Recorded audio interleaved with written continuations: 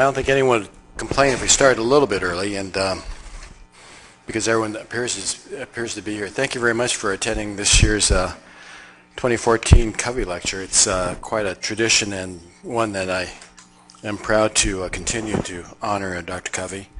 We're pleased that so many of his family is here, and so we're happy to see Hope, his wife, and several of his siblings and his kids. So we're happy you're all here as our guests. This year's Covey Lecture, we try to emphasize some leader in surgical endocrinology, and we couldn't have selected a better representative of the field. It's John Hanks. John Hanks was the C. Bruce Morton Chair of Surgery, and he's at the University of Virginia in Charlottesville. He's a surgical endocrinologist by trade. He is the head of the Division of General Surgery at the UVA. He matriculated at Princeton. He did his medical school at the University of Rochester, and then did the very demanding and highly selective residency at Duke University, where, as a matter of fact, he was a resident with Dr. Ross, our dean. So the connection runs deep. He's been an officer and a president of many surgical societies, including president of the Southeastern Surgical Society, Surgical Congress. He's been a director of the American Board of Surgery. And just this past month, he was awarded the Distinguished Service Award by the Southeastern. So we're very pleased to honor or have John Hanks here as our guest. He's going to speak to us on something that is very important to us, and that's how to preserve our sanity in being surgeons and all demands of our profession. So please join me in welcoming Dr. Hanks, John Hanks, as this year's Covey Lecture.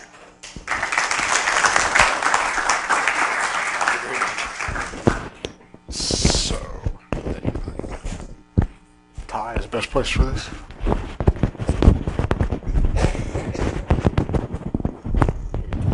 There we go. Thank you.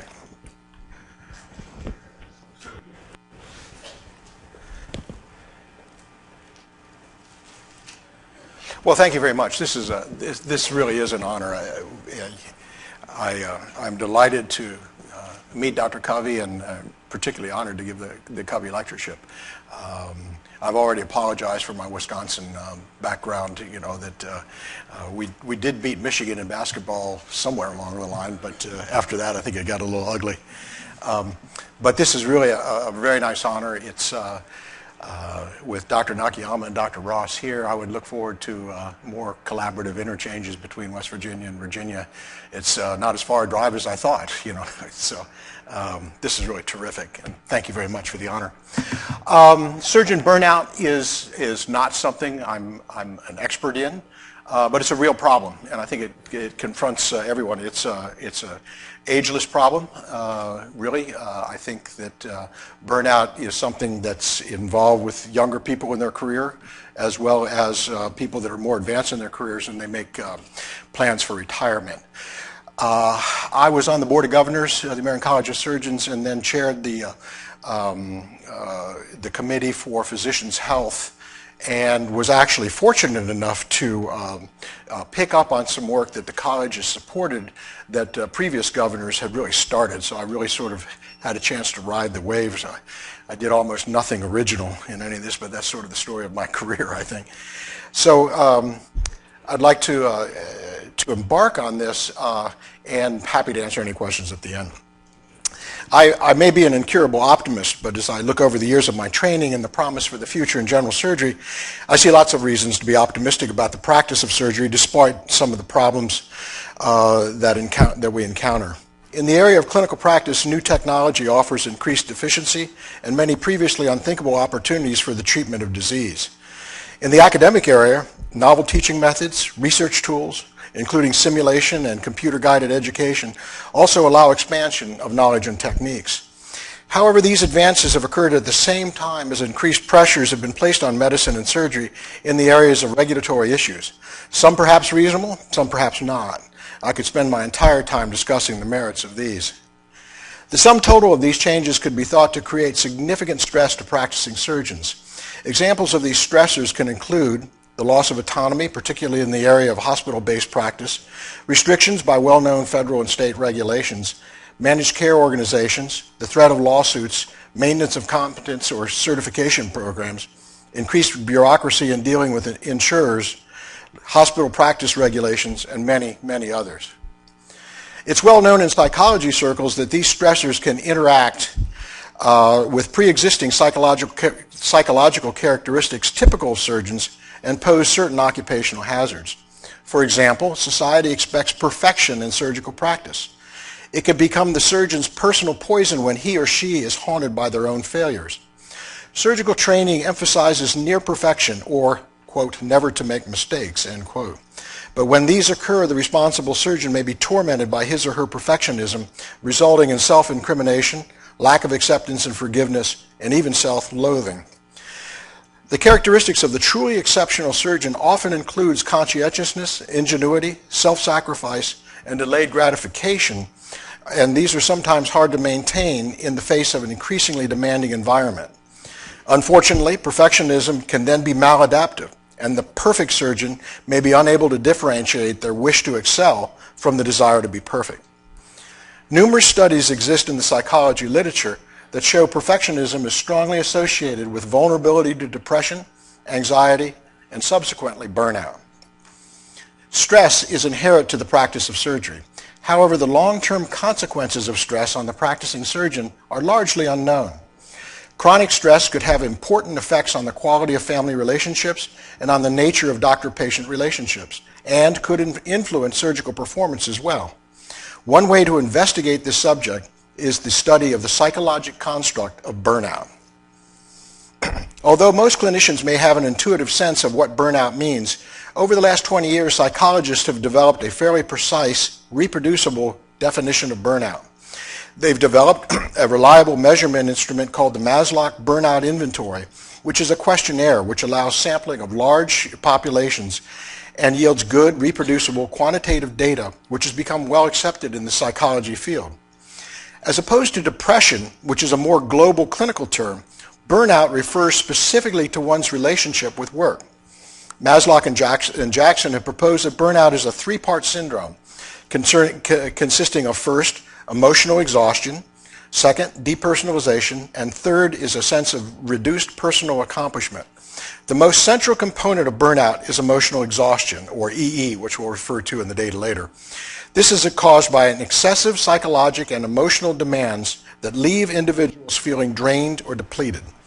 The second, depersonalization, or DP, is the tendency to view others in an excessively detached or even cynical manner and represent the individual's attempt to protect himself or herself against further emotional exhaustion.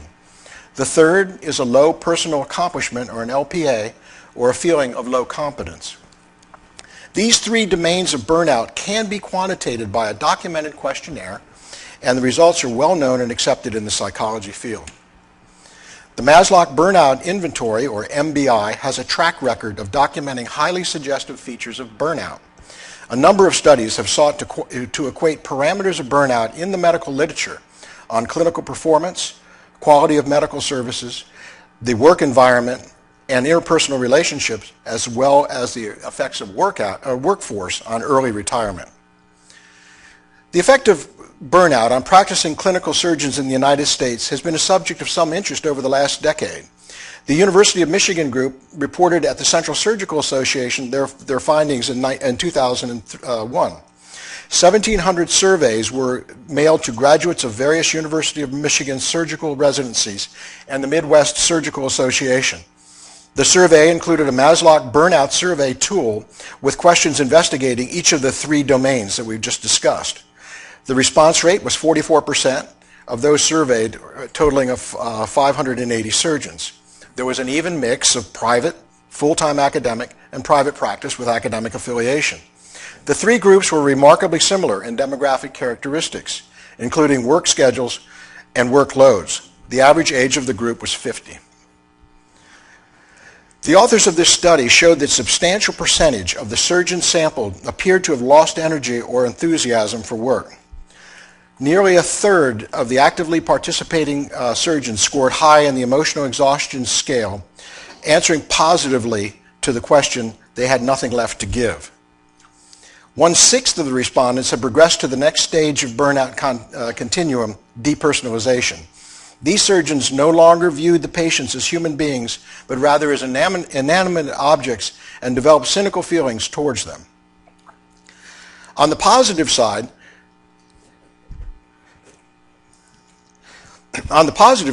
personal accomplishment was rated very high for this group, and they maintained a good sense of personal accomplishment. These data were spread equally across the three groups of practice, both in private practice as well as full-time academics. Importantly, and perhaps most worrisomely, there was a highly significant inverse correlation between age and burnout, indicating that significant burnout issues appear to be more common amongst the younger surgeons in the group. In summary then, this study found that factors related to burnout were expressed to a significant degree in practicing surgeons. The thought that the rigors of the combined academic or clinical practice might result in more burnout was not substantiated. Neither caseload nor involvement with HMOs had any correlation with burnout. These 10-year-old data represent an important milestone in the use of an accepted psychological testing methodology to allow a strong association and to delineate it between burnout and the lack of balance between career, family, personal growth, and particularly in younger surgeons. The American College of Surgeons had developed a strong interest in many of the practice dynamics of the fellowship's workings environment. Particularly over the last 6 or 7 years, the college, through its Board of Governors Committee on Physician Competency and Health, has taken a sharper look at some of these issues, building on the Michigan studies and others like it. Dr. Ken Sharp became chair of this committee in 2005. Ken initiated a serious investigation into the area, which was then carried forward by his successor as chair, Dr. Jerry Beechams. Over the next 4 years, the committee developed expertise in the construction and analysis of psychological testing questionnaires that I will discuss shortly. An initial survey was completed and ready for distribution to the fellowship in 2008. At that time, there were over 64,000 fellows and associate fellows of the American College of Surgeons, and reliable email addresses were available for nearly 25,000 members. The committee formulated a 61-question survey. And to that end, I must recognize a singular person in this, Dr. Mick Oreskovic of Seattle, Washington, who is a recognized expert in the field and served on the committee. Dr. Oreskovic is a fellow of the American College of Surgeons who holds boards in both psychiatry and surgery, and the only fellow of the college to do so. This 61-question survey was thoughtfully constructed using validated survey tools to identify burnout, mental and physical quality of life, and symptoms of depression. Burnout was measured using the Maslow Burnout Inventory in a validated 22-item questionnaire. The questions covered the three domains of burnout, emotional exhaustion, depersonalization, and low personal accomplishment. Answers to these questions can generate a numerical score, which can then quantitate a reliable and reproducible scale for each of the three domains. For this survey, surgeons who answered with a high score on either depersonalization or the emotional exhaustion were considered to have at least one manifestation of professional burnout. Additionally, symptoms of depression were identified using a 2-item primary care evaluation of mental disorders, or the PRIME scale. This is a standard depression screening tool which performs as well as the other questionnaires. Mental and physical quality of life were measured using the Standard Medical Outcome Study, or the short form, the SF-12. Additional questions were developed to explore demographic factors and professional characteristics. These questions asked about career satisfaction, revisiting of career choice, and recommending medical career to family members, which were then evaluated for association with burnout and quality of life. The committee was gratified with a successful response to the survey. Over 7,000 fellows and associate fellows responded within the allotted short time response, and that gave an overall 32% response rate. In this group, approximately 55% of the study were age 50 or older. These demographics appeared similar enough to the 2008 membership of the college to allow generalizations for the entire ACS membership. The responders were 87% male, 88% were married or had a partner, 87% had at least one child, and 21% had previously gone through a divorce. 41% practiced general surgery. The responders had been in practice for a median of 18 years and worked a median of 60 hours a week and spent 16 hours a week in the operating room. They were on call a median of 2 nights a week. Evaluating the indices of burnout, 32% of responders had high emotional exhaustion, 26% demonstrated high depersonalization, and 13% had a low personal accomplishment score. In aggregate, nearly 40% of respondents had either a high emotional exhaustion score and or high depersonalization score and could be considered clinically burned out. Using this data, one could say that approximately 30% of the study participants screened positive for depression. These findings could imply that somewhere between 10 and 15% of practicing surgeons who responded would have met the criteria for a major depressive disorder at the time of the survey had they undergone a full psychiatric assessment. The mean mental and physical quality of life score for surgeons participating in the survey were 48 and 55 respectively. The mean scores for the U.S. population for each of these is at 49 for both these scores. Overall then, 28% of the responding surgeons had a mean mental quality of life score more than a half a standard deviation below the normal population, while 11% had a physical quality of life score below that same bar. With respect to career satisfaction, the majority, 71% of the study participants, indicated that they would become a physician again, and specifically, 74% answered that they would become surgeons again.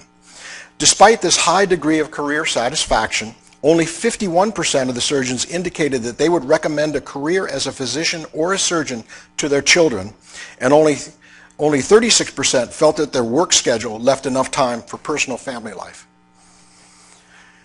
Factors independently associated with burnout using multivariate analysis were calculated and shown here. Demographic characteristics associated with an overall risk of burnout included, over here on the left, included a younger age, less than 50, and having a spouse employed outside the home as a non-physician health professional, such as a nurse, therapist, or pharmacist. Having children was associated with a lower risk of burnout, however, amongst those who did have children. Those whose younger child was less than 21 were at a higher risk than those whose younger child was more than 21.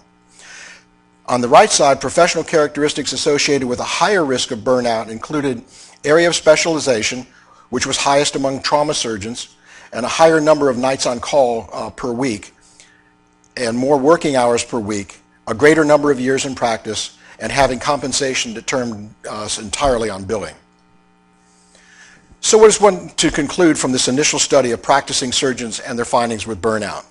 The committee was satisfied that they had undertaken a valid and comprehensive national study of professional characteristics, career satisfaction, and burnout in American surgeons. The responding sample of over 7,000 surgeons at the time represented the largest study of burnout amongst physicians ever reported. The finding that burnout could be documented in nearly 40% of surgeons was certainly substantial. Interestingly, and somewhat surprisingly, younger surgeons appeared to be at a higher risk of burnout. The study had definite limitations. The response rate of 35% is lower than physician surveys in general and could possibly introduce substantial response bias. It's unknown whether physicians who are burned out are less likely to complete surveys due to apathy or more likely to answer them due to a greater interest in the topic. However, the study had several notable strengths. It was a large study, and the survey included standardized instruments that are validated measurements of burnout and quality of life. The results are consistent with prior studies of American surgeons from single specialty groups who have found burnout rates between 28 and 40%. Now remember, the 2008 survey was constructed to evaluate several possible factors associated with surgeon burnout and presented a wealth of data. So let's look at a couple of those other areas. Patient safety has become a major focus of U.S. health policy, particularly in the last 10 years. The 2008 survey offered a unique opportunity to look at the relationship between burnout and medical errors. Although it's clear that errors lead to physician distress, it's also possible that physician burnout and depression could undermine the quality of care physicians provide and contribute to medical errors. Although this had been suggested in literature previously, there's been very few studies that have directly measured the relationship in practicing surgeons. Included in the 2008 survey were several additional questions to address this specific area. Recent self-perceived medical errors were evaluated by asking the question, are you concerned you have made a major medical error in the last 3 months? The question was based on similar measures from previous physician surveys. This was intended to identify recent events internalized by a surgeon as a major medical error rather than document actual events associated with patient outcome. For those surgeons who answered yes, a follow-up question was asked, which of the following was the single greatest contributing factor to this particular error? 6 options were given and a 7th other option was given. In the database, nearly 9% of participating surgeons reported a recent medical error. The mean age of surgeons reporting errors was slightly lower than those who did not, 49 versus 52, which ended up being statistically significant. Surgeons reporting errors worked an average of nearly 5 hours a week longer, spent an additional hour per week in the operating room, and had slightly more nights on call per week as an average. In the data for the perceived contributing factors for those who answered yes is shown in this slide. A lapse in judgment was reported as the greatest contributing factor to the reported recent medical error by 32% of the surgeons who responded. Other responses included systems issues, stress, burnout, lapse in concentration, or fatigue as contributing factors, but to a much lesser extent. Less than 5% of surgeons felt that the error was due to a lack of knowledge. Reporting a perceived error during the last few months has a strong association with mental quality of life, as well as the 3 domains of burnout and the likelihood of screening positive for symptoms of depression. This data compares the group of 500 surgeons who reported an error, of the 700 surgeons who had reported an error under this arrow, against the group that hadn't, in these columns here. Reporting a major medical error in the last 3 months was associated with a 7-point increase, which is highly significant, in emotional exhaustion on the MBI, as well as significant increases for depersonalization and personal accomplishment. Reporting an error was also associated with a greater than half a standard deviation decline in the mental quality of life score, which is also significant. This was also reported with roughly doubling the risk of screening positive for depression, 55% versus 28%, which again is highly significant. Reported errors were also associated with career satisfaction. Surgeons reporting recent errors were less likely to report that they would become a physician or surgeons again, and less likely to recommend to their children to pursue a career as a physician or surgeon. Since surgeon distress could also increase the risk of medical errors, this study next evaluated the odds of reporting a medical error associated with increased burnout or quality of life score. These data show the increased likelihood of reporting a medical error on the y-axis compared to low, intermediate, or high scores for emotional exhaustion in the top group and depersonalization on the lower group, on the x-axis. Higher levels of emotional exhaustion, over here on the right, were definitely associated with an increased likelihood of reporting an error for the last 3 months. And likewise, the higher sense of depersonalization was associated with an 11% increase in the likelihood of reporting an error. Finally, the study reported multivariate analysis to identify factors independently associated with perceived medical errors. Depression and burnout were so strongly associated with perceived medical errors after controlling for all other personal and professional characteristics. Older surgeons were less likely to report errors, as were those who spent less than 50% of their time in clinical practice. Otolaryngologists, plastic surgeons, gynecologic surgeons were the only specialty group less likely to report errors than general surgeons on the multivariate analysis, controlling for other factors. Notably, the number of nights on call per week, practice setting, method of compensation, and number of hours worked were not associated with reported errors after controlling for other factors. In analyzing this data and evaluating the literature, it appears that surgeons do not appear to be more likely to make errors than physicians in other disciplines. However, it is possible that the errors made by surgeons may have severe consequences for patients due to the interventional nature of the surgical practice. This study demonstrates a strong relationship between surgeon distress and perceived medical errors. The increase of the burnout scale scores in those surgeons reporting a medical error is clinically relevant. Clinical psychologists would say that these represent large effects. Burnout and depression were amongst the strongest factors associated with reporting a major medical error. Most prior studies of errors amongst practicing surgeons focus on systems issues that contribute to errors. The limited studies that have explored the relationship between surgeon-specific factors and medical errors have primarily focused on fatigue and sleep deprivation rather than burnout and emotional stress. Such studies are quite frankly inconclusive to date. Consistent with those, this study found no relationship between hours worked per week, number of nights on call per week, practice setting, or the method by which surgeons were compensated, and medical errors. These findings suggest, in coordination with others, that although it has the appearance of improving safety, simply regulating work hours and frequency of overnight call for practicing surgeons may do little to reduce errors. This study clearly has a number of limitations. The definition and recording of errors in this study were based on self-perception. The study, of course, was unable to determine whether these perceived errors actually affected patient outcomes.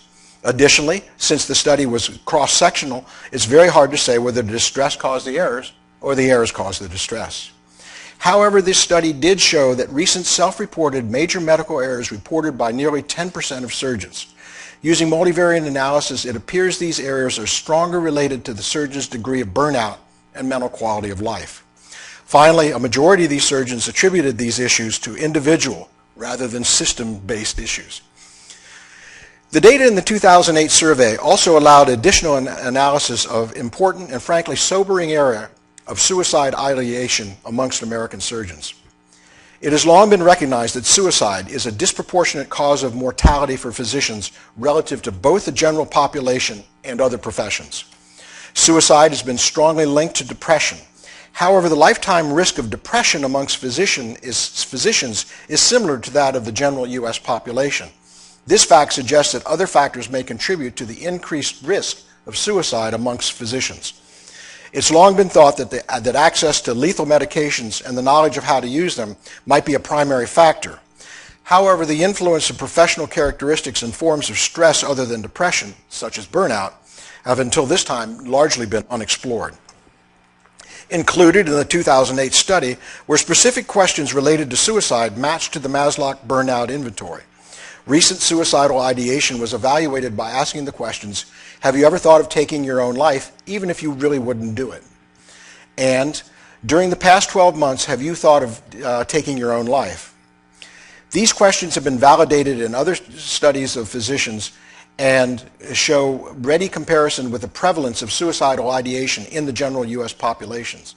Surgeons were asked whether or not over the last 12 months they had sought psychiatric or psychologic help, or whether they had used antidepressant medication. Finally, they were asked whether or not they would be reluctant to seek professional help for documented depression or suicidal ideation. 501 surgeons answered positively to having had suicidal ideation in the past 12 months. This was 6.4% of the entire group. It appeared that suicidal ideation was 1.5 to 3 times more common in surgeons aged 45 to 55 relative to the general population. Additionally, 561, or 7% of the group, had sought help in the previous psychiatric or psychological help in the previous 12 months. The relationship between suicidal ideation and personal and professional characteristics demonstrated that the prevalence was highest among surgeons aged 45 to 55, although it did not differ significantly between males and females. Surgeons who had been divorced or who had reported a greater frequency of work hours or overnight call demonstrated an increased prevalence. The perception of having made a major medical error in the previous 3 months was associated with a threefold risk of suicidal ideation. Ideation was decreased amongst those who had been married or had children. Interestingly, no significant difference in suicidal ideation was observed by subspecialty discipline. Hours spent in the operating room per week, percentage of time dedicated to patient care activities, such as research or administrative activities, method of compensation, or years in practice. The prevalence of suicidal ideation increased in relationship to severity of burnout, independent of the symptoms of depression. These data show that if the depression screen is negative, which is shown in the light bars here, suicidal ideation on the y-axis here remains very low, independent of the burnout indices of depersonalization or emotional exhaustion. However, if the depression screen is positive in the black bars, suicidal ideation correlates very dramatically. So the higher the scores for depersonalization and emotional exhaustion are associated with increased suicidal ideation. Finally, the study performed multivariate logistic modeling to identify factors independently associated with suicidal ideation. Depression, burnout, and the report of a recent medical error were all strongly and independently associated with suicidal ideation after controlling for all other personal characteristics. Age of children, incentive pay, and marriage status were less significant. The good news here for us is that practice in an academic medical center was associated with a reduced risk of suicidal ideation. I find these data rather sobering.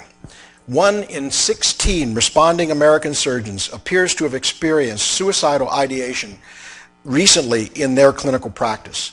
The rate of suicidal ideation among surgeons between 45 and 55 is approximately 1.5 or 3-fold greater, and this is particularly striking. In the general population, these individuals have the lowest risk of suicidal ideation, and it's alarming to think that the surgeon population ratio is reversed. The relationship between suicidal ideation and depression is well recognized in the psychiatric literature.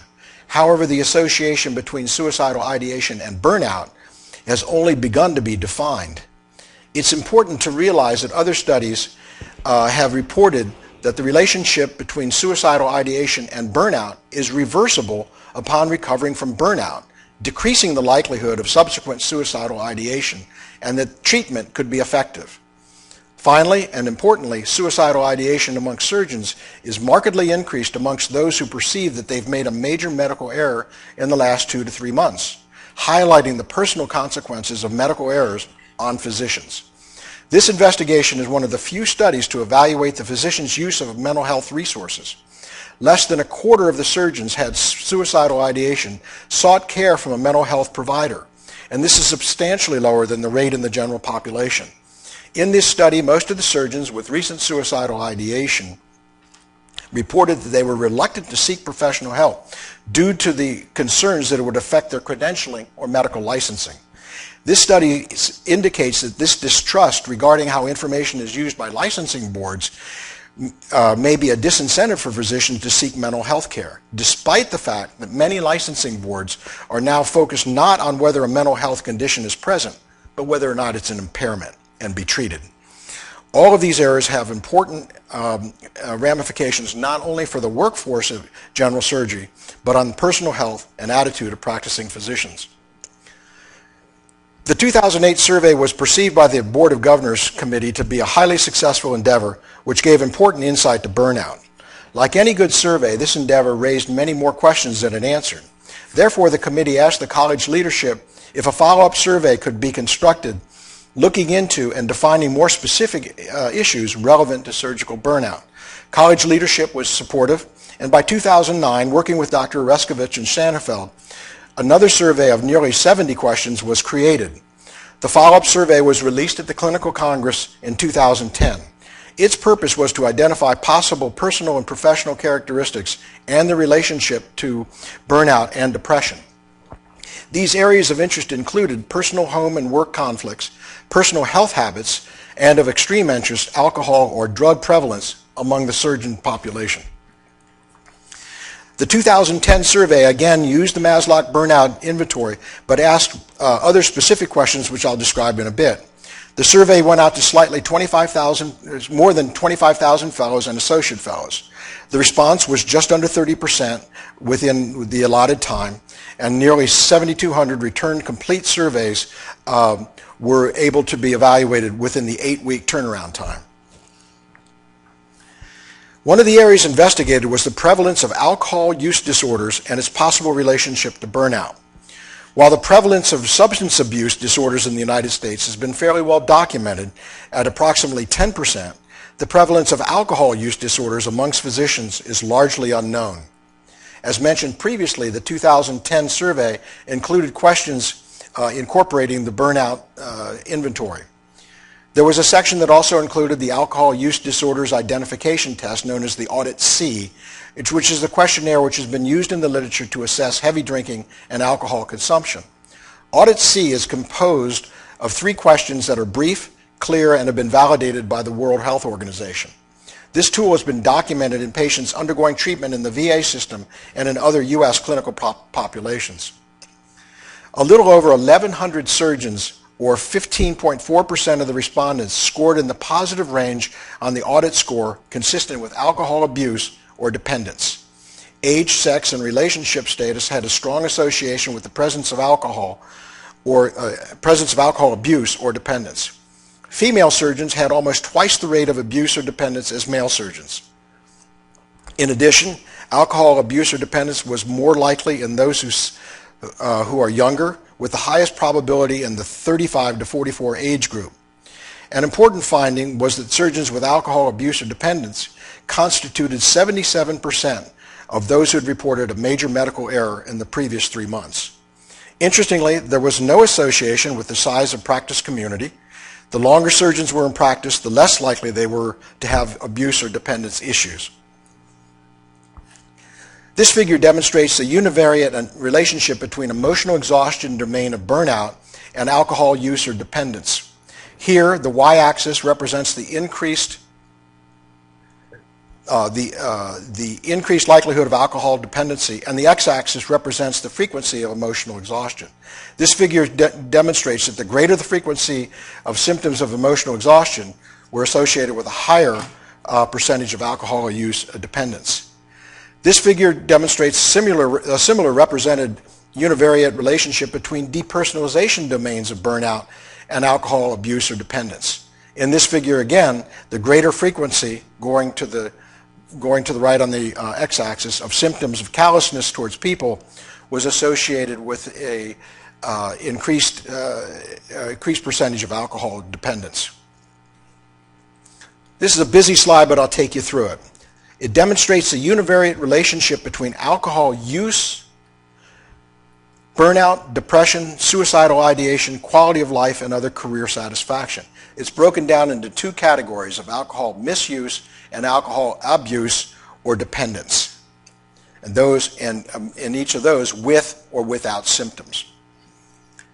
Overall, burnout is more frequent in both categories of surgeons with alcohol misuse, abuse, or dependence. A positive screening for depression was more likely in both of these groups. Suicidal ideation in the preceding 12 months was present in 6.1% of surgeons with alcohol misuse and nearly 8% of surgeons with alcohol abuse or dependence, significantly increased compared to those with no symptoms of alcohol issues. This slide demonstrates factors independently associated with symptoms of alcohol abuse or dependence. As I mentioned previously, female surgeons or surgeons with partners and longer work hours are associated with an increased likelihood of alcohol abuse. Alcohol abuse is additionally strongly and independently associated with burnout, depression, recent major medical errors, and after control for all other personal and professional characteristics. This study is unique in that it specifically looks at the prevalence of alcohol abuse disorders amongst physicians. The finding that surgeons with alcohol abuse or dependence were substantially more likely to report a major medical error in the last 3 months potentially impacts the quality of care in a major fashion. Alcohol dependence is strongly associated with surgeon distress, including emotional exhaustion, depersonalization, depression, suicidal ideation, quality of life, and career satisfaction. The Committee on Physician Health strongly felt that this study provides further evidence in support of a proactive approach and to identify and treat a prevalent disorder that may affect the surgeon's ability to practice with skill and safety. So what's really the importance of all this data and these questionnaires? There are visible and important stresses on the surgical professional. The practicing surgeon today, quickly out of residency training, will work in an environment that will induce a small but non-trivial probability of burnout associated with depression, suicidal ideation, and substance abuse. The extent to which these may affect quality of care is largely unknown, but definitely possible. The last point I'd like to bring up is whether or not burnout has an impact on the workforce itself. Using the 2008 data, another part of the questionnaire asked the practicing physician about their future plans. The question was asked is, how likely are you to leave practice after 2 years? In this group, over 60%, in the first two lines here, mentioned that such changes in 2 years now were either very slight or none at all, and they had no such plans. However, collectively, that remains the remaining nearly 32% of surgeons reported at least a moderate likelihood of leaving their current practice within the next 2 years. And the bottom two lines add up to 17% that say that leaving was likely or definite. The follow-up question is, where would you go if you did leave your current practice? Over 40% said that they would go to a different surgical practice, whereas the remainder, well over 50%, would go into non-surgical areas or retire. Of the entire group, the surgeons who would actually retire would measure only 6%. This data shows a multivariate analysis of personal and professional factors that are associated with at least a moderate self-reported likelihood of leaving current practice in the next 2 years. Of these, burnout is the single strongest predictor of intent to leave practice. Additional data shows to a lesser extent that personal characteristics such as age, having children, age of children, practice characteristics, and depression are all independently associated with a self-reported intent to leave. So where does all this investigation into burnout take us? Burnout in surgeons is real, and it's measurable in the U.S. practicing surgeon population. It demands attention.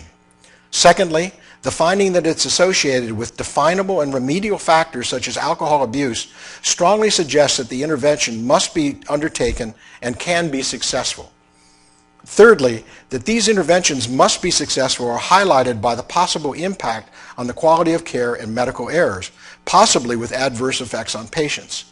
Lastly, and by no means least, this data shows that perhaps 15% or 1 in 7 surgeons ages 40 to 50 are not planning on finishing their career in surgery even in the next 2 years. This represents a serious and not previously accounted for drain on a surgical workforce, which is already projected to have a 20% shortfall in the next 15 to 20 years. Organizations such as the college and the Southeastern Surgical and a number of the surgery groups that we belong to have increasingly become aware of the issue of surgeon burnout. It's an issue with sobering ramification for the personal career goals, patient safety, and U.S. healthcare. I hope that the leadership of the organizations will recognize that. I think the college has taken some of this to heart and is working on some of the remediable programs for fellows and look into the fact that this will be an important modifier of their workforce calculation in the next 20 years. Thank you very much. I appreciate the opportunity to come here. I'm happy to answer any questions.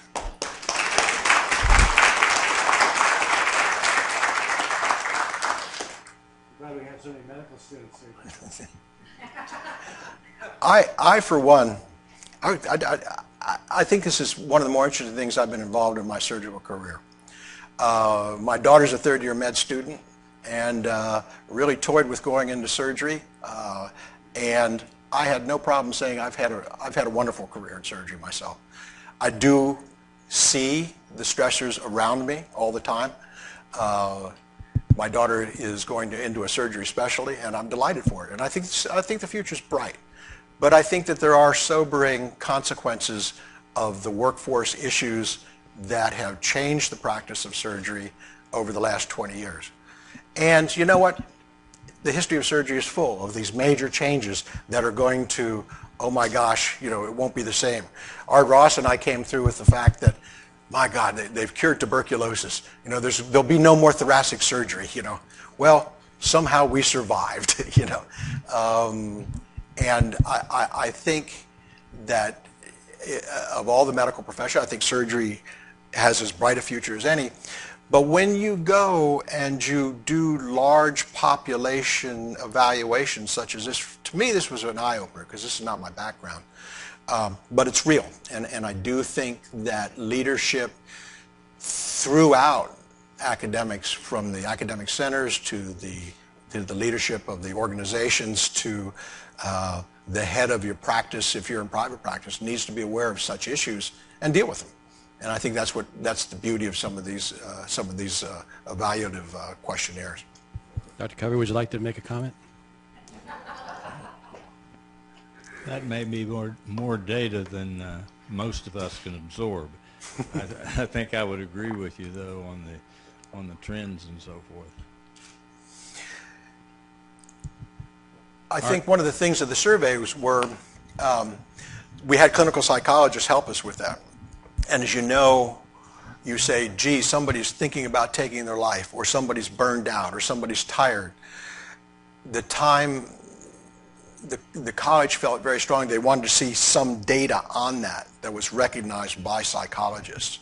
And so the papers that came out, went through, and again, this is not data that I had experience with, but they really wanted to see it. And the questionnaires are pretty, they're well accepted in the psychology field, so that they put numbers on the fact. Because other than that, you would just guess. I would say that suicidal ideation would have been much lower, but these are practicing people. These are practicing physicians, and it comes up with 1 in 16.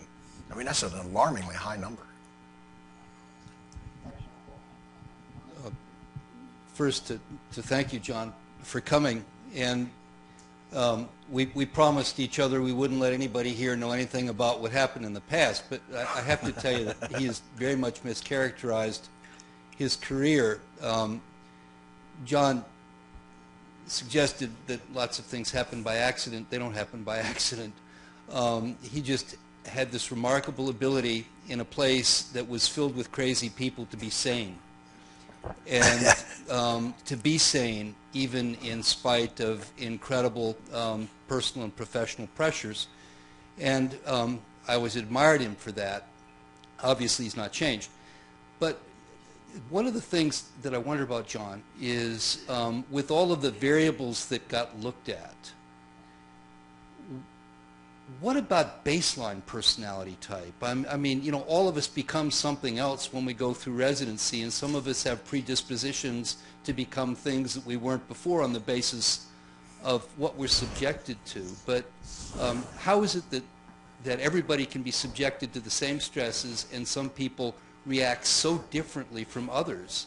And are there sufficient enough predictors that might be identifiable so that people can have the knowledge to self-select, and those that would be predicted to thrive and not be as impacted be more encouraged to do this, and those for whom there might be more susceptible not? That's a great question, and obviously Art hasn't talked to my wife in 30 years because then, he's just living on old data. If she was sitting next to you, she would have hit you in the ribs for it. And Art's career is much more exemplary than mine, but you ask a good question, and that's when you get the groups, when they put the questionnaires together, you're thinking 70 questions, you're going to mail this out to the college people? I mean, let's not, But what are we looking for? And that would get back to what are the predictors, And I think it's pretty well worked out in psychology. Again, I'm not a psychologist. I don't even play one on TV. But the surgical mentality is definable against other professions. The medical mentality, achievers, go-getters, strivers, that is pretty well worked out. Can we parse that out into other subspecialties or specialties? In other words, is there a certain set of overachieving that maybe is a little dangerous, or is there a certain amount of underachieving that's sane? And it's hard to put numbers on that. I think, though, one of the things that came out that was a surprise to everybody was the amount of stress on the younger group, okay? And, you know, we sat at this meeting, and it was one of kind of these duh minutes where one of the younger members said, of course there's more stress. I mean, tell me how much money you owed when you walked out of medical school, okay?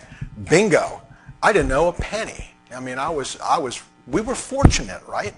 And the med students here, I can tell from my daughter how much she's going to know. You know, they're strapped. So there's the stress from day one of your internship. And that's just there, and that cuts across whatever, you know, beginning characters. So it's hard to parse that out, and I'm a big believer in that. As a matter of fact, you know, over beers with Scott Jones, and, you know, when he's president of the college, I said, you know, one of the things that would really get college membership in is start looking at loan forgiveness. You know, I mean, really serious loan forgiveness, not just the 2-year service.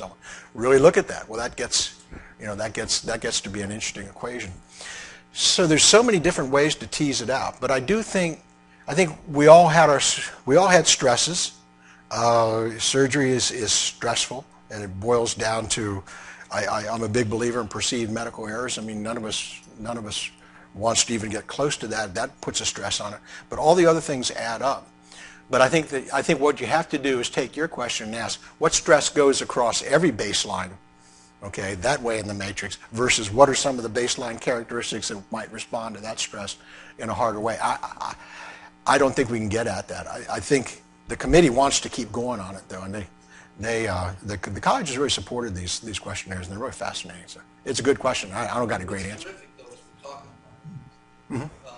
With numbers. And finally, somebody's got numbers on it. I mean, there was a time when this just wouldn't be hard. So we thank you for your leadership and allowing something like this to be openly examined, so that we can come to some of the conclusions we need to come to about what we're doing and how we work. Thanks. Any other questions? Comments? I have a question. Jennifer Knight, I'm one of the people apparently at high risk for burnout. But I echo a little bit what Dr. Ross said, in that identifying the problem, I think, is the first step. But as a surgeon, now I want to know what the solution is. You know, as a young trauma surgeon with a child under the age of 19 who takes more than 2 calls a week, and, you know, had a green beer last night for St. Patrick's Day. The question is, you know, I am young in my career, so what's the solution? Is this what I'm looking forward to as the predictor of what my future is going to look like, or is there a fix to the problem? And is the college looking at that?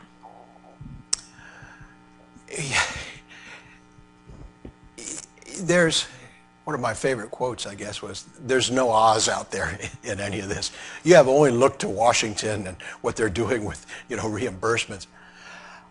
However, I'm not convinced on the larger way up there view that the government or society is going to allow the profession